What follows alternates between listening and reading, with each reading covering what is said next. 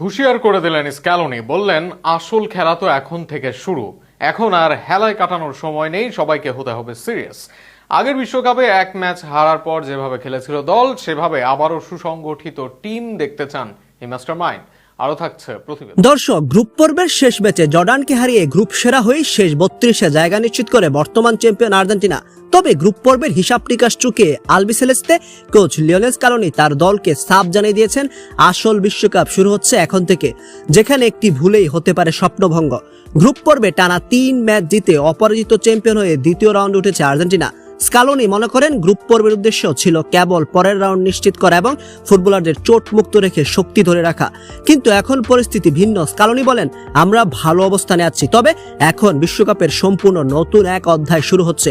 আসল লড়াই তো এখনই। নকআউটে ভুল শুধরে নেওয়ার জন্য পরের কোনো ম্যাচ আর পাওয়া যাবে না। প্রতিটি ম্যাচে এখন আমাদের জন্য এক একটি ফাইনাল। গ্রুপ পর্বের বেঞ্চের খেলোয়াড়দের ঘুরিয়ে ফিরিয়ে সুযোগ দিলেও নকআউটে স্ক্যালোনি আর কোনো পরীক্ষা নিরীক্ষায় যাচ্ছেন না। ক্যাপ ভার্দের বিপক্ষে পূর্ণ শক্তির সেরা একাদশী মাঠে নামাবেন তিনি। তবে আর্জেন্টিনার ডিফেন্স লাইনের অন্যতম সেরা তারকা ক্রিশ্চিয়ান রোমেরোর খেলা নিয়ে কিছুটা সংশয় রয়েছে। ইনজুরি কাটিয়ে আজ দলের সাথে হালকা অনুশীলন করলেও শুক্রবারের ম্যাচে তিনি শুরু থেকে খেলবেন কিনা তা নিয়ে এখনও নিশ্চিত নয় মেডিকেল টিম। গ্রুপ পর্বে অধিনায়ক লিওনেল মেসি তার চেনা ছন্দে থাকলেও আক্রমণের মূল স্ট্রাইকার পজিশন নিয়ে মধুর সমস্যায় পড়েছেন স্ক্যালোনি। দুর্দান্ত ফর্মে থাকা লাউতারো মার্টিনেজ নাকি তরুণ তুর্কি হুলিয়ান আলভারেজ, ক্যাপ ভার্দের বিপক্ষে কে শুরু করবেন সেটাই এখন বড় প্রশ্ন। তবে স্ক্যালোনির জন্য যেন কিছুই বদলায়নি। জর্ডানের বিপক্ষে জয়ের পর নিজেই বলেছিলেন সেই কথা, আমি প্রথম দিনের মতো একই রকম আছি, একদম হুবহু একরকম। যখনই কোনো ম্যাচ খেলবেন আপনি ভেতরে কিছু একটা অনুভব করবেন। আমরা সবসময় স্নায়ুচাপ অনুভব করি।